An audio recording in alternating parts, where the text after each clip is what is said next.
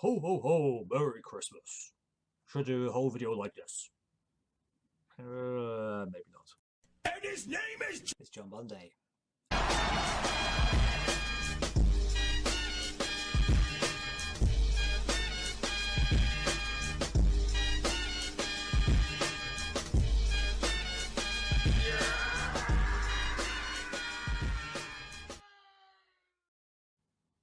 Hello Internet, this is John Monday and I am here to talk about some pickups I've made. I actually have some this time besides just the Mega Drive Mini 2 that I did last month. So first of all, some magazines. So of course, Sega Powered.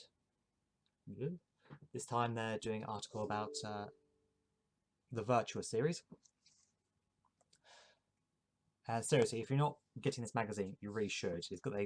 It's just the quality, like just the feel of it, the glossiness of it, but also things that they talk about in there as well. It's just so good. I mean, I wholeheartedly recommend this magazine. Even if you just pick up the PDFs, it is a good quality read. And I'm not joking when I say, like, when I just need to relax to unwind, when I'm looking after the kids, yeah. This is great. Moving on is another magazine now. Bit of a story with this one because I heard of Sega Mania but never actually picked it up myself. And then they did this sale a couple months back of like get our first 5 issues for nothing. PDF. Did that. And then I've been slowly chipping my way through those.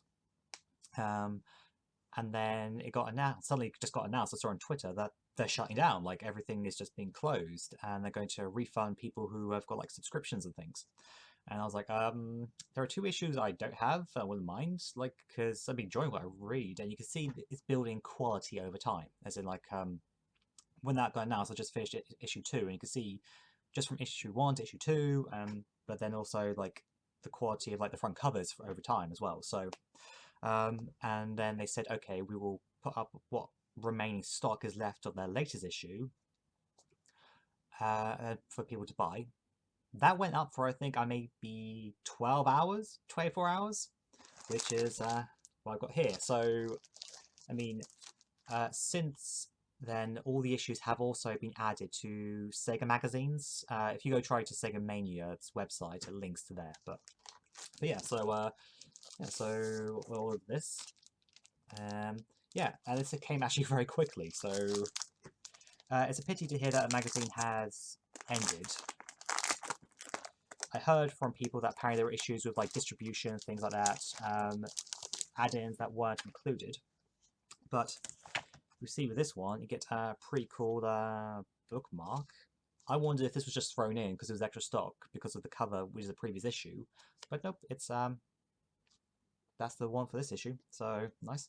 And also, because this one's talking about the recent fan game Sonic Triple Trouble 16-bit, sadly not compatible with the Mega Drive, so it works on PC, Android, and apparently they're going to make a Mac version. But yeah, so that's the little fan magazine that they included, which is quite cool, because as far as I can tell, I don't think they've included this with the, like, 8 add-ins they did aren't on Sega Magazine, because I went and took a look, because I didn't have so this is issue 7.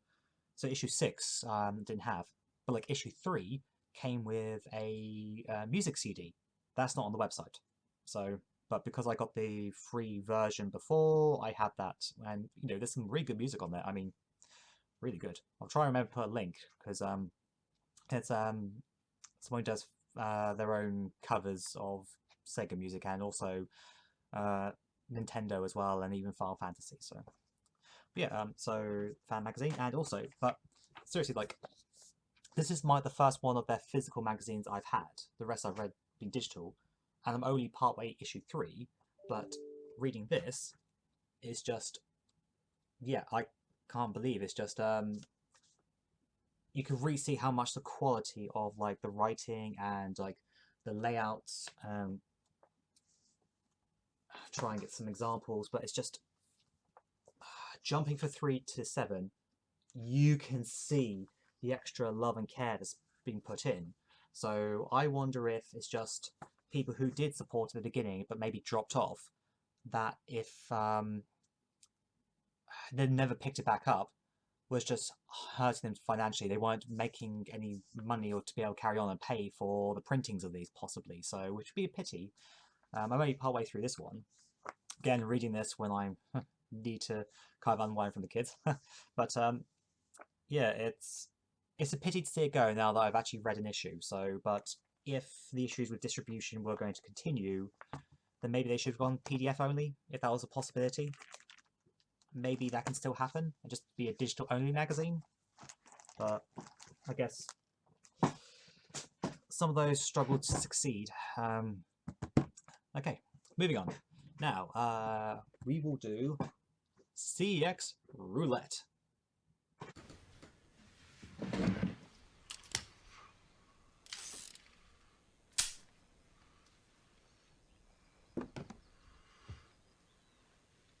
Shit.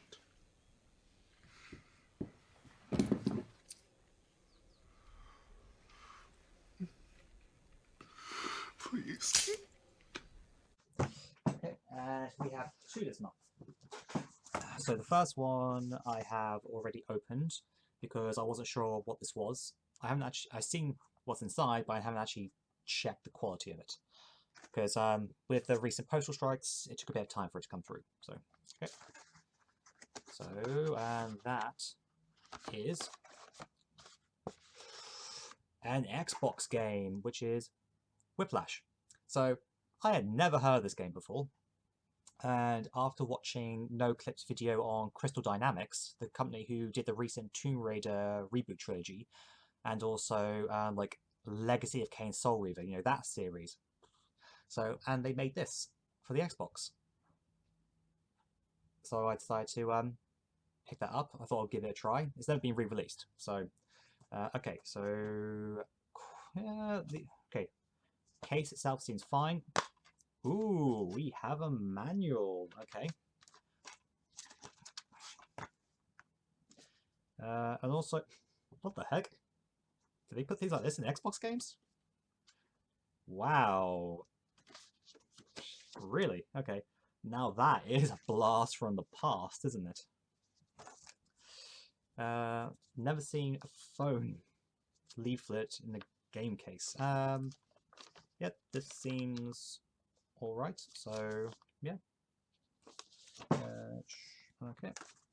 And now, let's check the disc. So,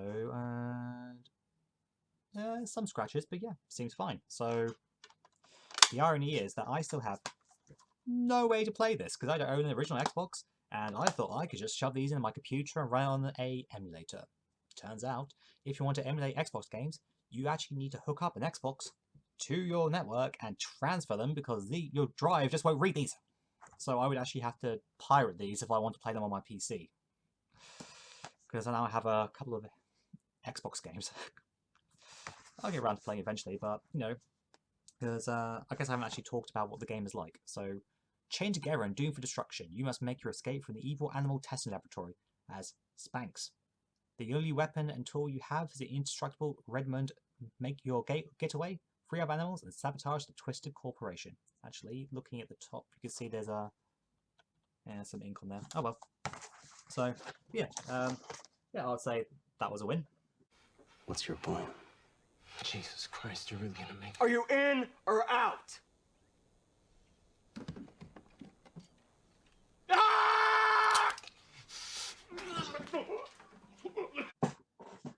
Now then, this one I am not so sure about.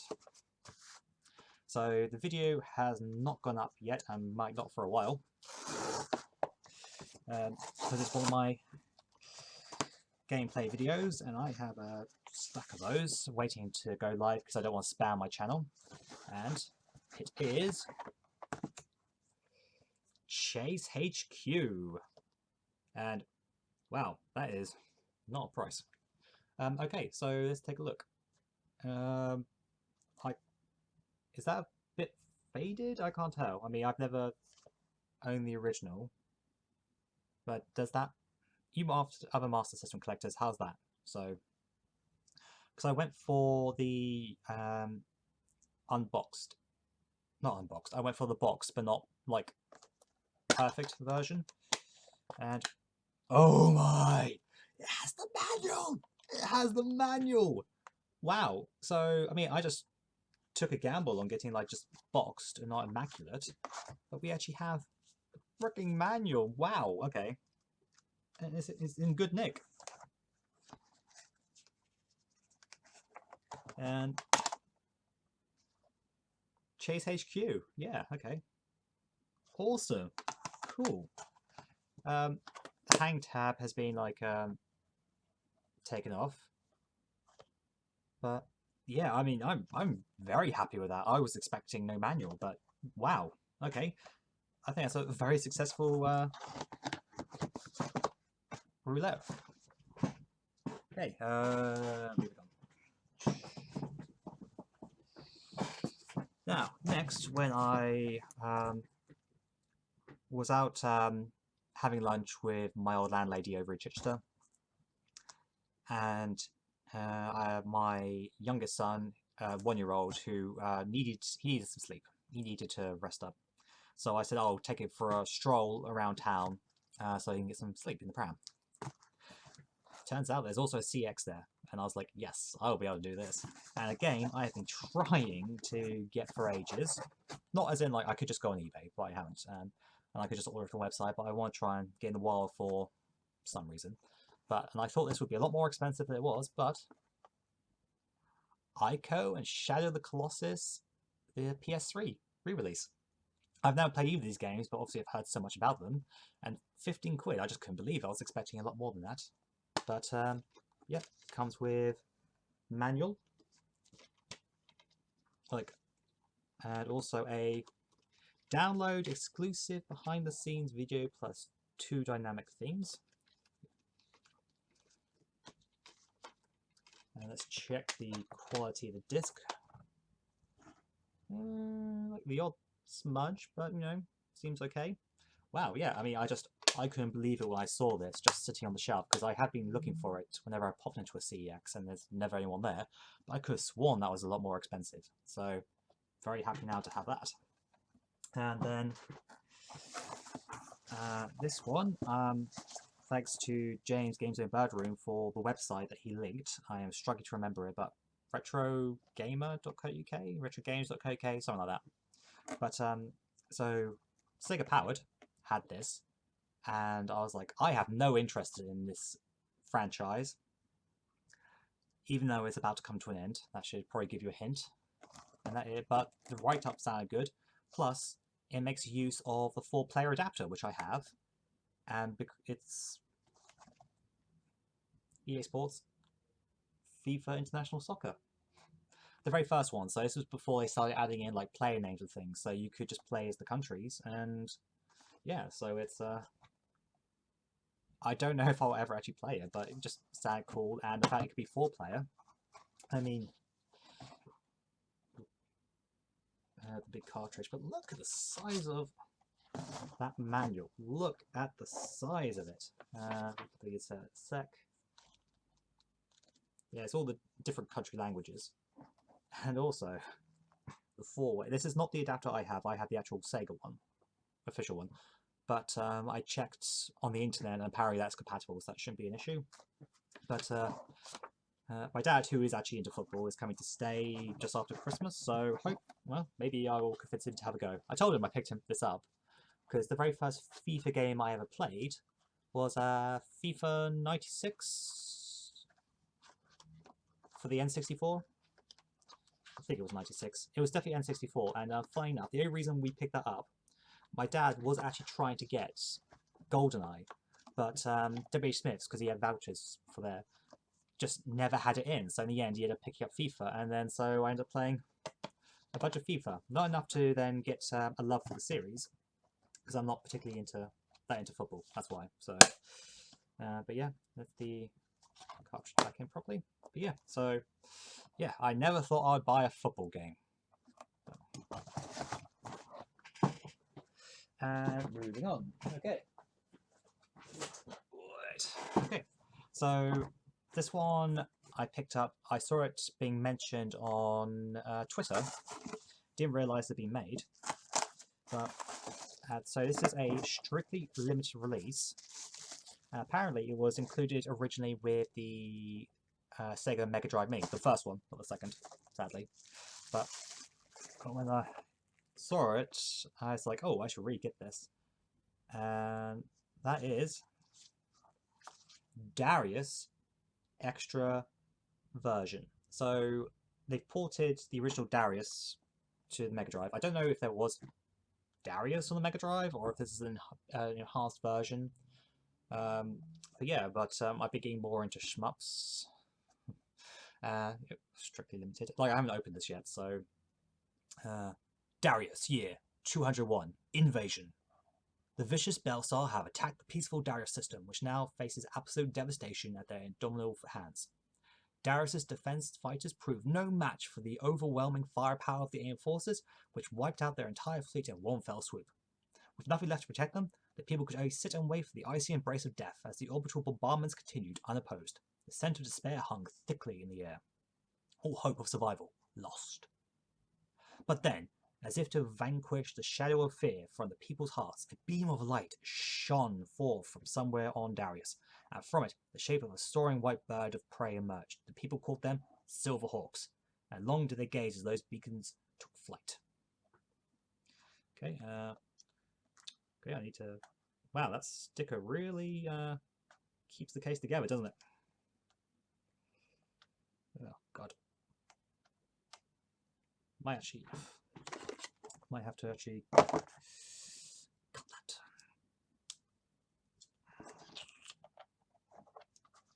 Don't damage the case. Don't damage the case.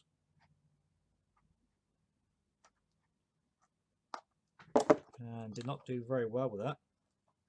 Sorry, you probably don't want to watch me trying to get a sticker off. I mean, I was trying to keep the sticker as good nick as possible, like, you know, we do with our Sega ones now. But yeah, here we go. So, cartridge manual. So cool to own a new Mega Drive game. And so, fun fact, if you buy the original Mega Drive Mini, this is an official Sega published game. If you buy this one that I've got here, it is not officially published by Sega.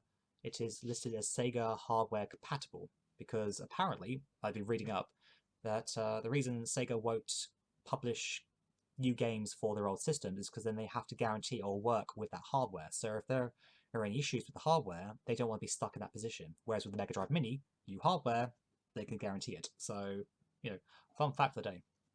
But yeah, so manual, how to play. So yeah, need to give that a try.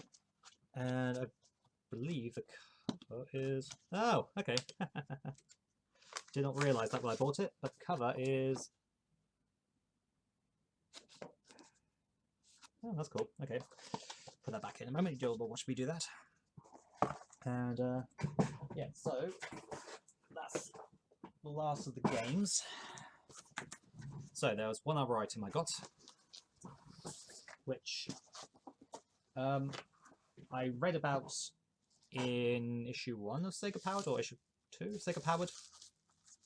And I was like, I don't know when I'll ever get around to reading it, but the idea fascinated me. Okay, bubble wrap. So that is a book chronicling, talking to various like staff and artists and things.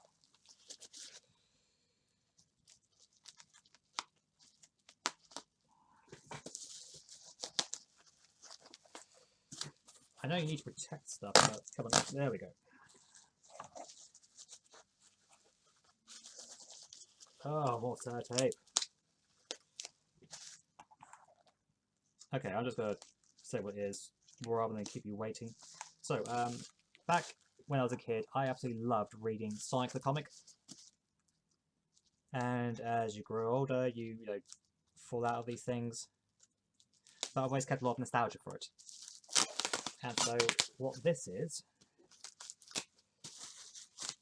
a book talking about the history of the magazine, because it's still technically going in an online-only fashion.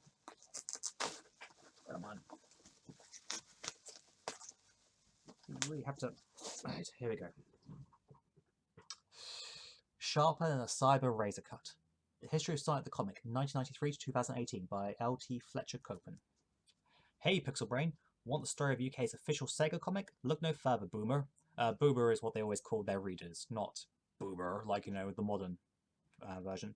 Sharper Than a Cyber Razor Cut is a tale of Sonic the Comic as told by the people behind it. From humble beginnings to a following in the thousands, Sonic the Comic captured the imagination of readers for years. Now given new life as an online production, Sonic the Comic is a comic too beloved to perish. Collated by current STC Online writer, L.T. Fletcher Copeman, Sharper Than a Cyber Razor Cut features contributions from dozens of writers, artists, and editors from the comic's 25-year history. So, it's a meaty one. I mean, I'd probably prefer it if it was like in an audiobook format, but, you know, that's cool to have. So, yeah. Right, those are my pickups for the month. There is meant to be one other, but it has not been delivered, and it's not even out for delivery, so I ain't gonna wait. But I hope you enjoyed, and I will catch you next time.